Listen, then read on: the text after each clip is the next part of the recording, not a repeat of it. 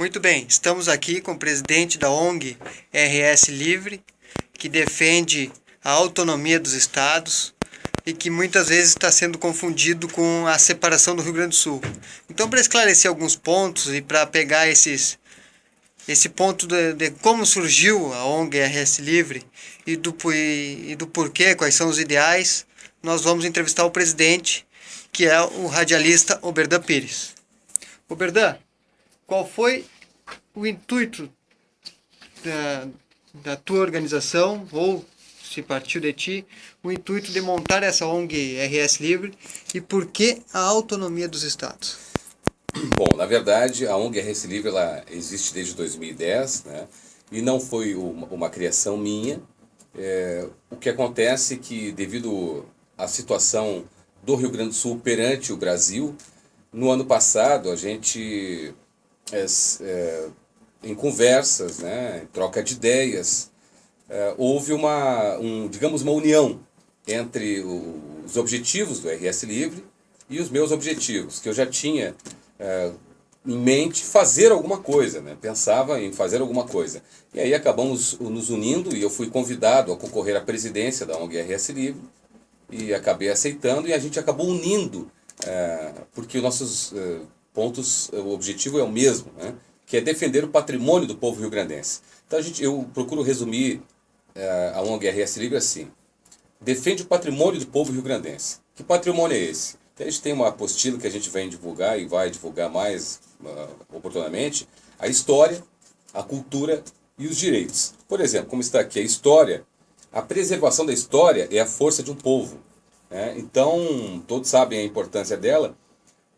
E existe uma ligação entre a história, a cultura e o momento atual, que envolve os direitos do povo rio-grandense. Voltando ao passado, Bento Gonçalves, ele não fez uma revolução pelo charque, como se ensina, às vezes até com uma ideia de, pior do que isso, até com, aliás, agora é moda, destruir reputações, né? O assassinato de reputações, aliás, está cheio de assassinos de reputações. O herói agora é Che Guevara, não é Bento Gonçalves, o que para nós é um completo absurdo.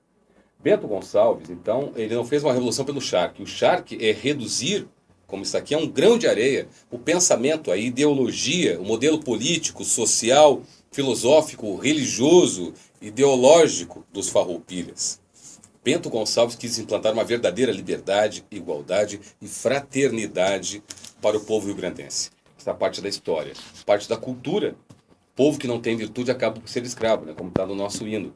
Então, quer dizer, não basta cultivar os costumes saídos como churrasco, chimarrão, bombacha, tiro de laço. A cultura é a forma de pensar e viver de um povo. Então nós temos que resgatar a nossa identidade. Isto que é o importante na parte da cultura. Agora vamos para os direitos, a gente acaba vindo para o presente, né? Sim. Como em 1835, vemos o Rio Grande e o povo gaúcho tendo seus direitos violados. Nós pagamos uma montanha de impostos para Brasília, devolve migalhas que não são suficientes para suprir temos direito, que é o nosso dinheiro, com saúde, educação, segurança, etc. Não temos poder nenhum, né, para sequer cobrar, porque Brasília não fica. Uma coisa é cobrar aqui no Palácio Piratini, outra é até Brasília cobrar. Como é que nós vamos cobrar que o nosso dinheiro é usado para fazer um porto em Cuba, por exemplo? Como é que nós vamos cobrar esse tipo de coisa? Enfim, além de toda essa situação que a gente vê, o que está acontecendo no país, né, um país dividido, onde o grande problema nunca vai ser suprido, né? Pelo menos pode melhorar um pouco, mas o grande problema está nessa pseudo-república federativa do Brasil. O Brasil é uma monarquia com o nome de república. Os estados são província. Muito bom, né? Para quem quer, digamos assim, executar um projeto criminoso de poder. Porque, com tudo concentrado, é uma maravilha. São 20 e tantos estados, onde se recolhe uma montanha de impostos, e aí fica todo mundo lá no meio do sertão, afastado lá, né? E faz suas leis na calada da noite. Então nós não temos autonomia judiciária, legislativa, financeira, então não há democracia. Na verdade, os estados são províncias. Então nós queremos uma autonomia para o Rio Grande do Sul. Consequentemente, o dia que o Rio Grande do Sul fizer isso aí, no outro dia São Paulo estava fazendo. Por exemplo, São Paulo, eu não tenho dados concretos, mas pelo que eu tenho aproximadamente, são dados de 2013, São Paulo mandou mais ou menos 450 bilhões para Brasília. E a União repassou, devolveu aproximadamente 30 bilhões para São Paulo. O dia que o Rio Grande do Sul conquistar a sua autonomia, no outro dia São Paulo está fazendo. Com certeza. Essa autonomia que vocês defendem, que tu defende, que a ONG defende, seria como nos Estados Unidos, onde os estados são federados, eles formatam as suas próprias leis. Pegando o melhor de cada, por exemplo, os Estados Unidos tem a questão das leis, né? Sim. Texas tem pena de morte, de repente Flórida não tem pena de morte.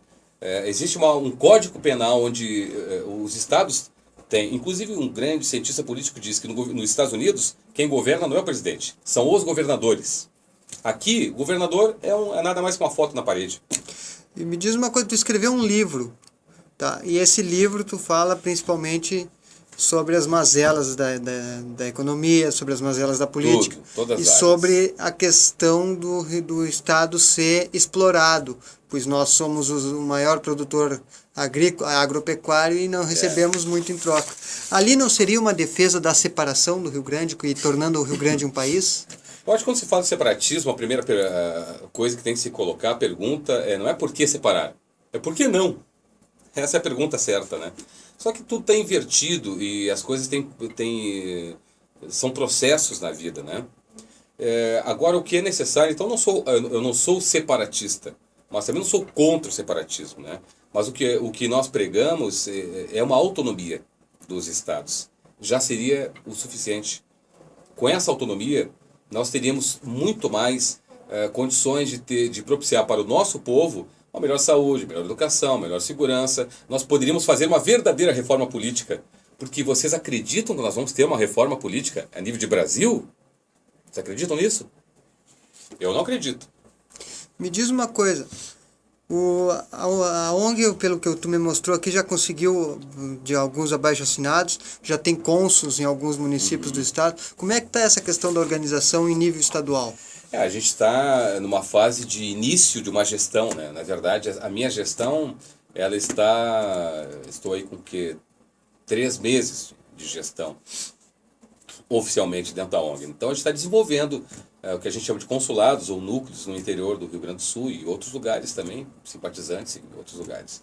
Então a gente tem até um abaixo-assinado, isso aqui é um exemplo do abaixo-assinado, que fala: sou a favor da mudança no Pacto Federativo. Aliás, agora está se falando muito nisso, né? E reconhecimento do Rio Grande do Sul como Estado independente na criação de leis, com autonomia judiciária, administrativa e econômica. O Rio Grande do Sul decidindo sobre investimentos na segurança pública, saúde, educação e cultura local, de acordo com as necessidades do seu povo. Então aqui nós temos, por exemplo, são assinaturas aqui do município de São Gabriel, uma viagem que eu tive agora em janeiro. E aqui a gente explica alguns detalhes, por exemplo, que o Rio Grande do Sul é um grande produtor agrícola, né? O PIB do Rio Grande do Sul 2013 foi 3 vezes o crescimento maior que o brasileiro. É uma porção de coisas, é uma porção de mitos que são espalhados, né?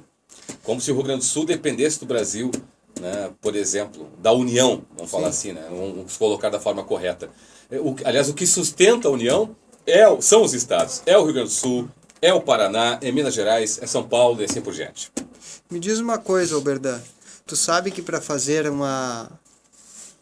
essa questão da autonomia dos estados, tu tem que ter um apoio político forte, principalmente no Congresso, com deputados federais, senadores.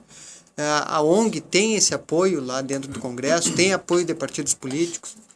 Não, a ONG não tem nenhuma ligação com nenhuma empresa, nenhum partido político, nenhum governo. Aí eu vou pelaquela máxima do filme O Gladiador: ganhes o povo e ganharás Roma. Aquela força que a gente viu no dia 15 de março, por exemplo, em Porto Alegre, onde 100 mil gaúchos aproximadamente foram às ruas, é isso que nós precisamos, essa mobilização popular. O dia que tivermos uma grande mobilização popular, nós tivemos um grande, absurdo número de assinaturas deste abaixo-assinado, aí nós vamos procurar as nossas forças estaduais, nosso parlamento e também o nosso poder executivo, cobrando dessas autoridades, digamos assim, uma renegociação desse pacto federativo. É óbvio que isto está na Constituição, né? Mas não deixa de ser um negócio, porque como a gente vem estudando, na verdade, por exemplo, falando aqui da questão da federação, né? Por exemplo, as nações europeias, até tem um texto que a gente vai publicar em breve, eu acho que é oportuno. As nações europeias, cujo poder político e administrativo esteve na Idade Média, pulverizando entre inumeráveis senhores feudais, aquela história dos senhores feudais, foram pouco a pouco tornando-se unitárias. Ou seja, política, administrativamente e tal, centralizadas, no período da consolidação das grandes monarquias. Por isso que eu digo, o Brasil é uma monarquia com o nome de república. Existe uma centralização de poder. Esse poder unitário que antes era do Rio de Janeiro, já vindo da herança da monarquia, e é por isso que o Rio Grande do Sul é assim. Diferente do Uruguai, que se libertou do Brasil, como o Rio Grande do Sul conseguiu, em 35, depois voltou, isso é outra história. O Uruguai foi uma das primeiras repúblicas da América Latina. Então é algo que a gente tem que estudar a fundo, a gente não está acostumado. Então a gente fica até pensando, dependendo do público que a gente vai falar, como a gente vai falar, né? E o que nós vamos falar. Porque a gente não está acostumado a ouvir esse tipo de coisa, a gente nunca parou para pensar. Nós somos uma monarquia, nós não somos uma república, porque não tem autonomia dos estados. Então, aqui já está dizendo, um texto que é uma questão de monarquia, essa centralização. Então, como diz, nesse período, estamos falando de monarquia. A nação era, em conjunto, administrada pelo centro. Não é assim hoje? E o reino era politicamente uno. Não se concedia a mínima autonomia regional. É o nosso caso. Bom, aí o que acontece? O que é interessante de um texto que diz o seguinte, a questão da união, né? Todo poder deriva do povo, isso é uma democracia, é claro. E em seu nome é exercido o poder. A soberania da União fundamenta-se diretamente na soberania do povo. Quer dizer, e só se poderá dissolver a União quando não mais existir o povo que ela representa. Essa é a base mais firme nas mais modernas teorias da federação. Então, quer dizer, o que manda é o povo, né, gente? O povo está acima de tudo. A própria Constituição em função do povo. Então, é basicamente o que a gente está querendo dizer. Que nós temos que rever esse pacto federativo. Então temos que renegociar. Quando eu falei, e agora voltando àquele ponto, as nossas autoridades, nossos poderes executivo e legislativo, ele tem que tomar uma providência, e acredito que irá tomar, assim que se o povo, que é a razão de ser da União, do Estado em si, o Estado sou eu, não, quem diz isso aí dizer o rei Luís XIV, né? Em alguns momentos parece que a presidente atual diz isso, no Estado sou eu, em outras palavras, né? Não pode ser assim.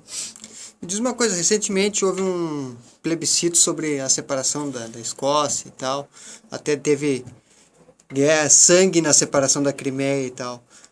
Eu estou vendo aqui que são várias assinaturas no abaixo-assinado de São Gabriel, Santa Maria e tal. Vocês pretendem levar esse abaixo-assinado para a Assembleia e para o Congresso para tentar fazer um plebiscito para que o Estado fique autônomo ou venha a se separar? Não, a gente pretende uma... É que eu acho que eu vou ter que dar uma de treinadora, que não posso revelar toda a tática, né? Sim. Da partida. Mas a gente, basicamente, como li o texto ali, né? Todo o poder deriva do povo e a razão da existência da União ou do Estado em si é o povo, e não o rei. Né? Então a gente, com o povo, a hora que nós tivermos um grande número de assinaturas, o povo, bom, agora nós vamos negociar, vamos sentar para a mesa de negociação, e o Estado, seja o nosso parlamento ou o nosso executivo, aí é uma ação política, vai ter que sentar e negociar com a União. Por fim, a última pergunta, como eu te falei antes, voltando um pouquinho, para chegar a essa questão de negociar com a União, tem que ter um forte apoio político dentro do Congresso.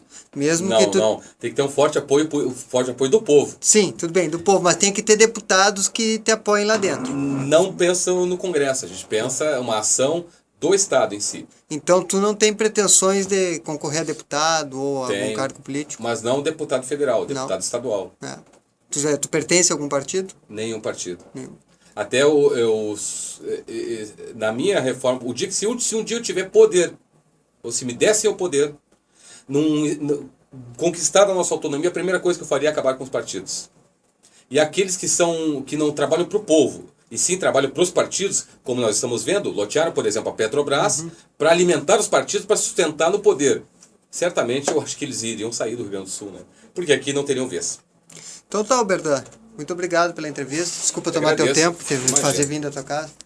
Concluímos aqui a entrevista com o presidente da ONG RS.